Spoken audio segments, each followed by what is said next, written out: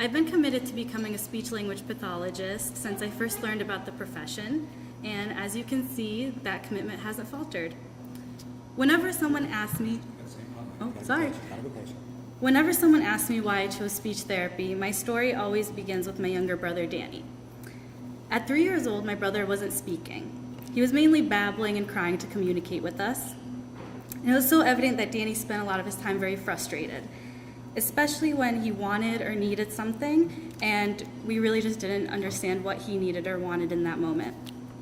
His play was strange. He did not like interacting with other children, and instead he liked to methodically line up his toys on our TV stand. Frequent meltdowns and violent tantrums became a routine occurrence. So I'm sure some of you in the room know what's coming next in the story, but at the time my family didn't know what was going on. For obvious reasons, Danny started seeing a speech therapist regularly, and after working with him for a little while, she used the word autism.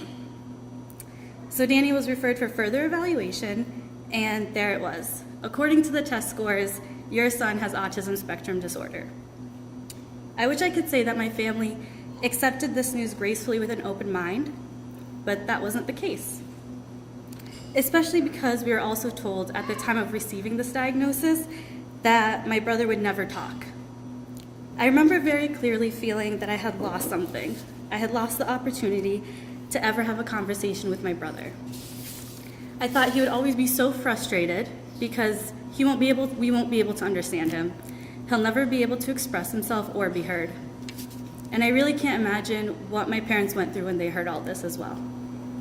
Needless to say, it was pretty hard for us at the beginning, but Danny continued with his speech therapy, and I saw how the speech therapist interacted with him. She provided my family with the appropriate resources and taught us how to best interact with Danny. So at the beginning of this journey, we were told my brother would never talk, but now it seems that we can't get him to stop talking. My brother's access to language gave me the opportunity to get to know him. He can tell me about his day at school, and he understands when I tell him that he can't have Reese's Cups for breakfast. I really believe that speech therapy, coupled with the counseling that the speech therapist provided to my family, contributed to my brother's progress. I chose to pursue this career because I saw how this access to communication had changed Danny's life and had given him the opportunity to be heard. This experience truly solidified the notion that communication is a basic human need.